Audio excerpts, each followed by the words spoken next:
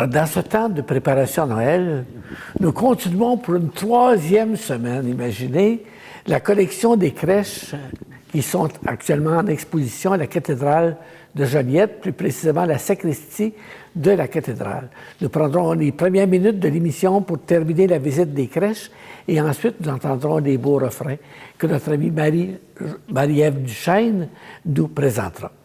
Alors, si on commence maintenant, pour te conclure, on est ici et celle-ci nous vient de Madagascar. Oui, c'est une petite... c'est comme une statue, mais si vous remarquez, on la voit de côté. On ne la regarde pas de face parce qu'elle a son enfant dans son dos. Alors, selon la coutume là, des femmes autrefois qui portaient leur enfant dans leur dos, ben, c'est Marie avec son enfant dans son dos. Alors, on pourrait imaginer que c'est un moment plus éloigné de la naissance de Jésus, mais c'est quand même la Vierge et son enfant. Et puis, on voit c'est fait en bois. Celle-ci est originale aussi, elle vient d'Italie. Oui, elle vient d'Italie. On se l'est procurée à Sainte-Anne-de-Beaupré, à la boutique de Sainte-Anne-de-Beaupré. Mais c'était une compagnie italienne qui...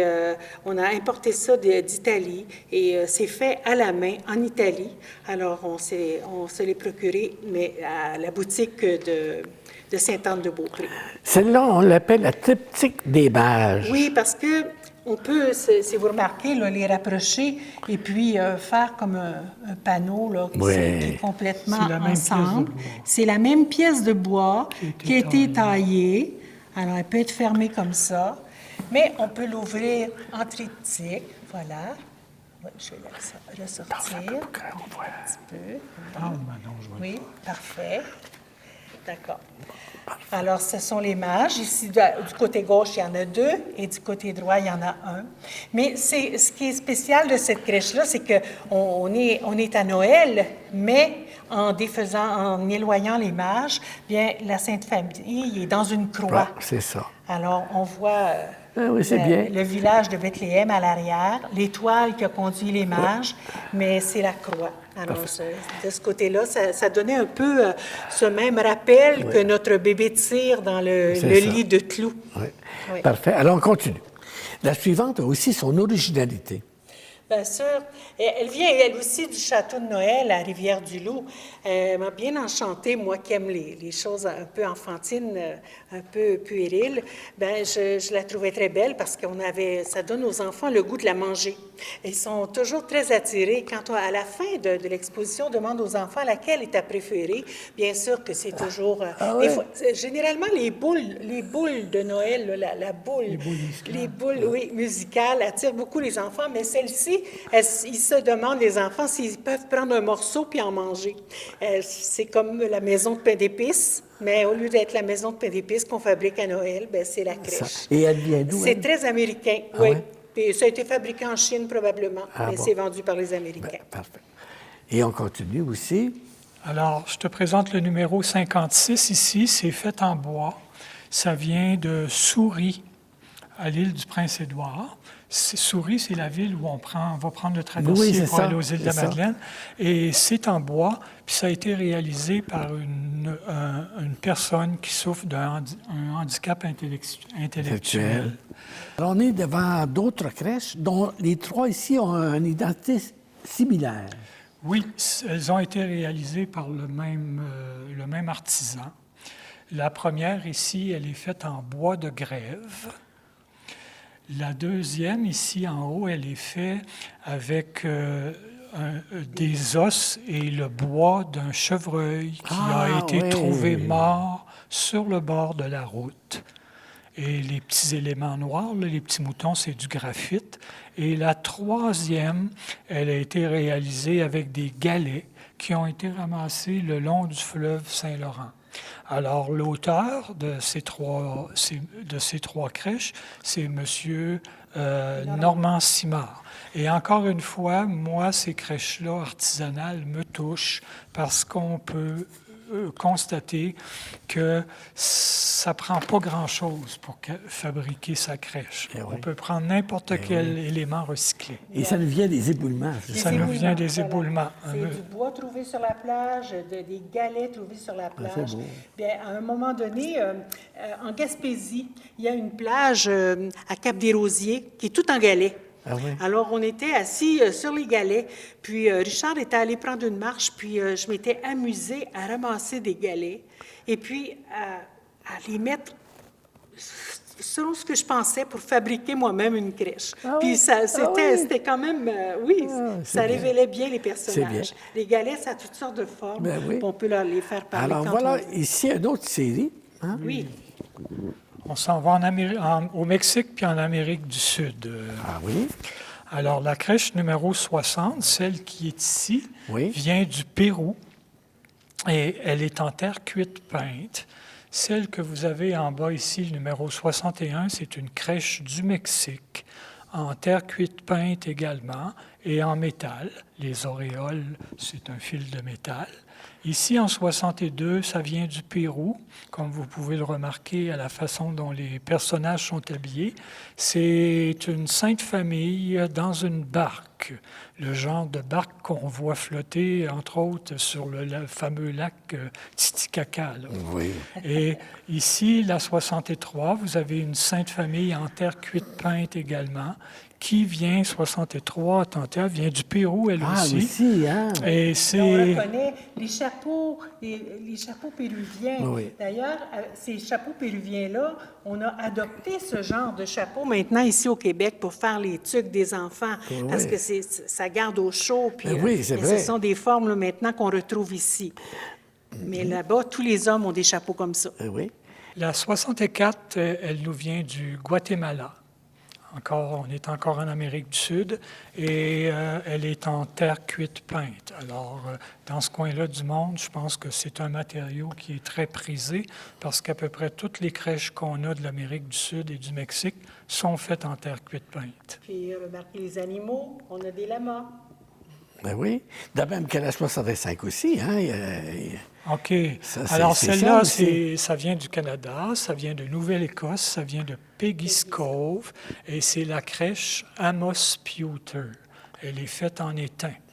Moi, je trouve que c'est une des crèches que j'aime beaucoup aussi. Je la trouve très lumineuse, je trouve qu'il se dégage un silence de cette crèche-là, puis je trouve ça intéressant.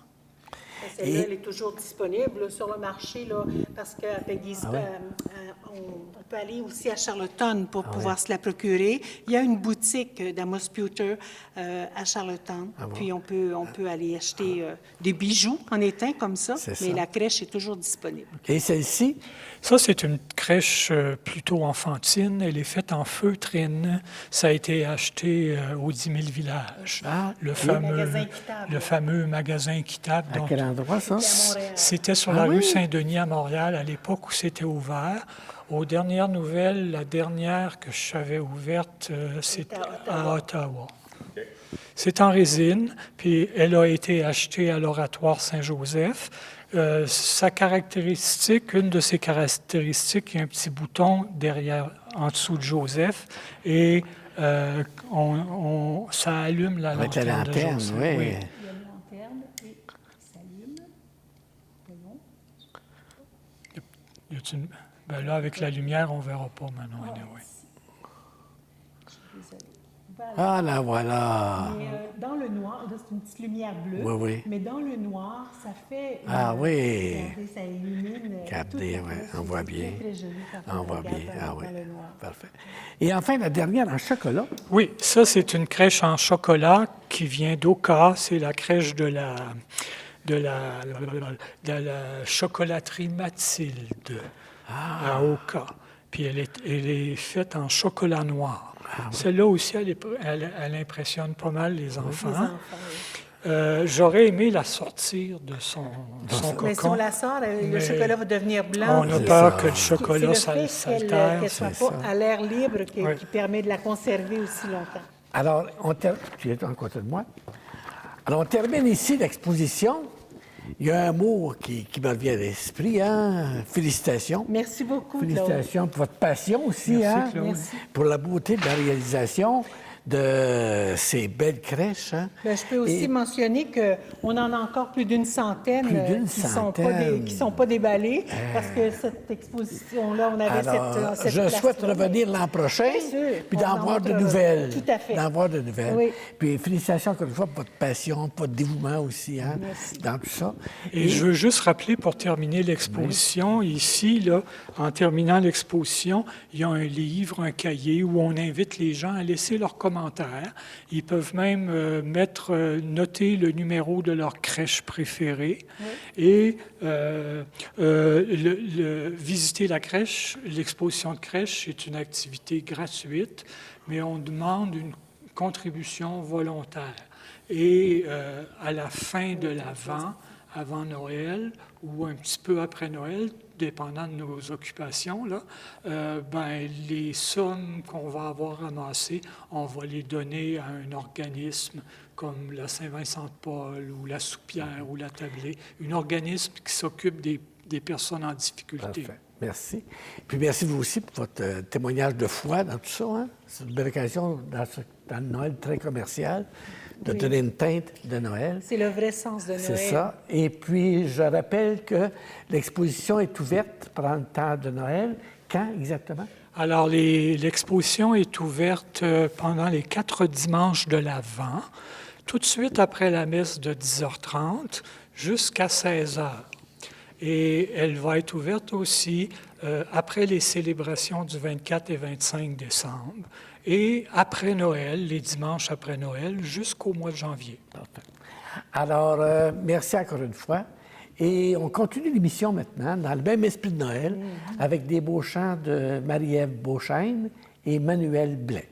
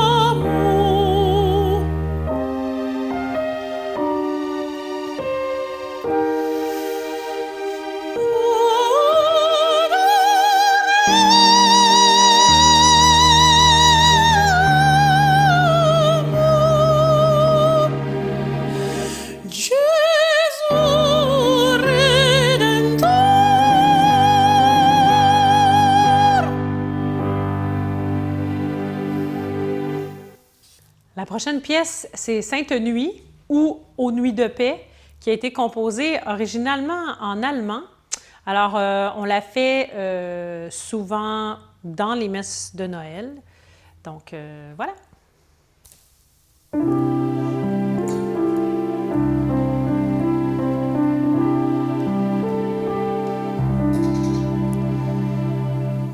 Ô nuit de paix, sainte nuit, dans le ciel, l'astre luit, dans les champs tout repose en paix. Mais soudain, dans l'air pur et frais, le brillant cœur des anges, au berger apparaît.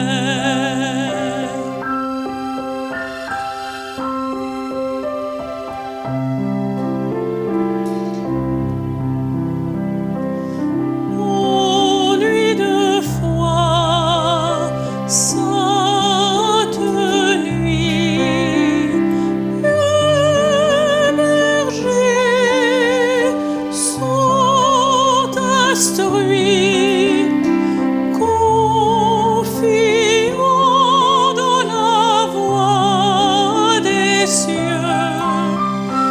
Ils s'en vont adorer leur Dieu. Et Jésus en échange leur sourire radieux.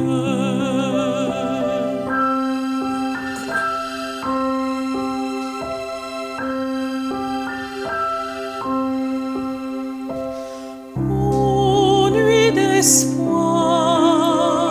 sainte nuit, l'espérance a reluit, le Sauveur de la terre est né. C'est à nous que Dieu l'a donné. Célébrons ses louanges. Gloire au Verbe incarné.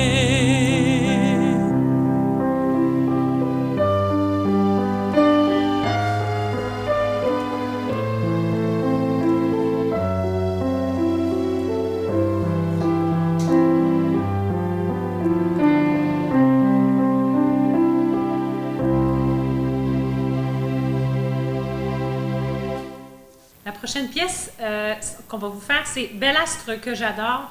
Moi, ça fait pas très longtemps que je connais ça. Ben, pas très longtemps, peut-être 9-10 ans. Mais apparemment, c'est une vieille pièce que tout le monde connaît. Et elle est quand même assez longue, mais vraiment, les paroles sont significatives. Alors, je vais vous la faire au complet.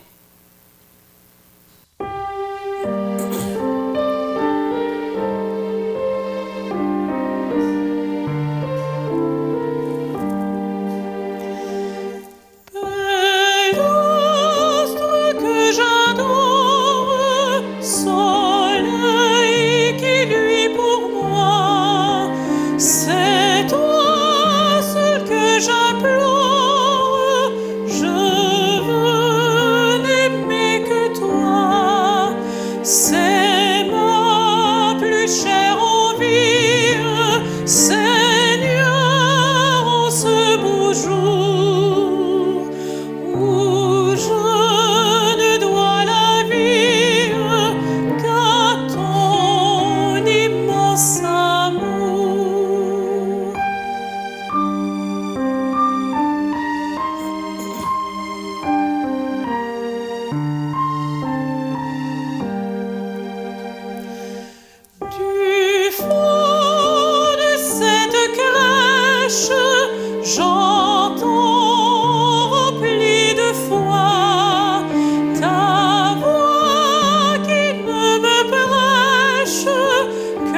cette douce loi, divine et pure flamme, descend du haut des cieux, remplis mon âme, ou viens combler mes vœux.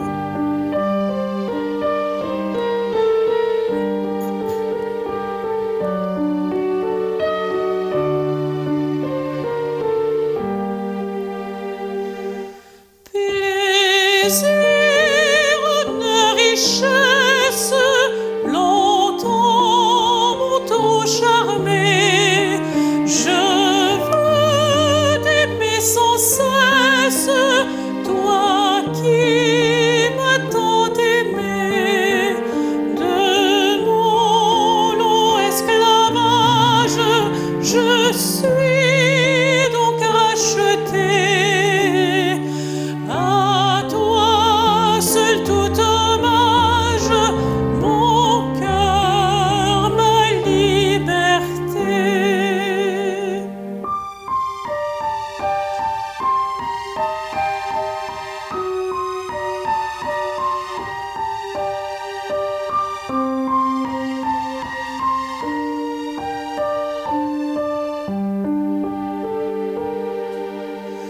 Seigneur, que la mémoire de tes divins bienfaits, le zèle de ta gloire en moi vit à jamais. Je veux toujours te suivre, je n'ai plus qu'un désir. Pour toi seul je veux vivre, pour toi je veux mourir.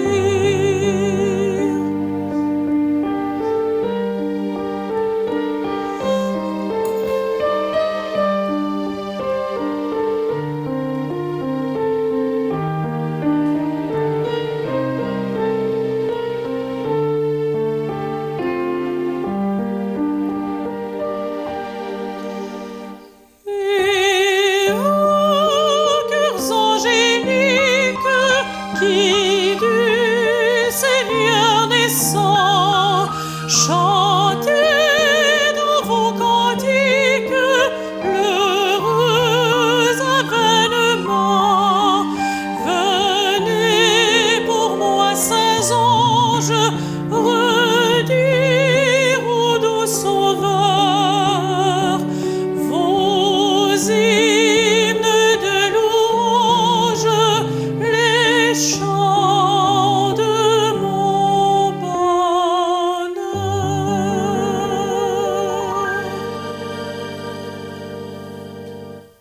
La prochaine pièce, vous allez la reconnaître, Dans le silence de la nuit.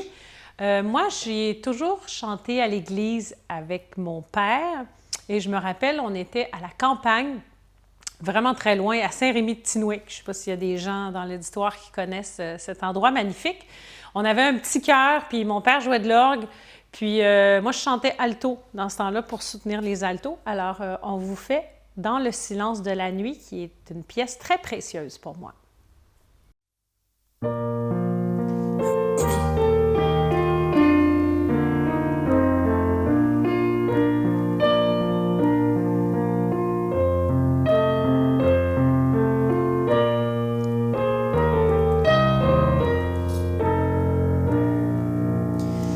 Dans le silence de la nuit, un sauveur pour nous vient de naître. Quoique dans un sombre réduit, vous ne pouvez le méconnaître. L'enfant des enfants, le plus beau, vous a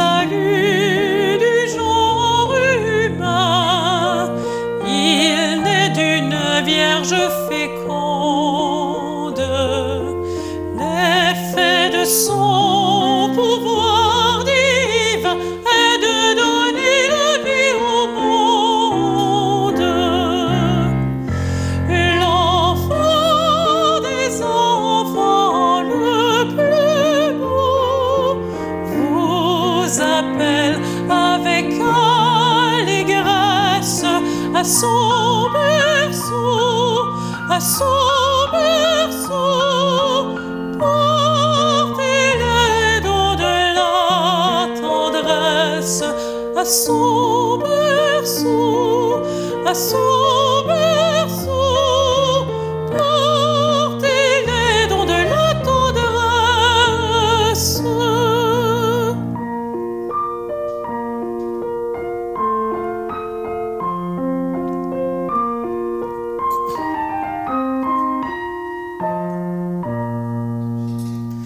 Ce Dieu si plein de majesté, environné de milliers d'anges, prend notre faible humanité et couché dans de pauvres langes. L'enfant des enfants le plus beau vous appelle avec allégresse à son berceau, à son berceau. Portez-les dans de la tendresse, à son berceau, à son berceau. Portez-les dans de la tendresse.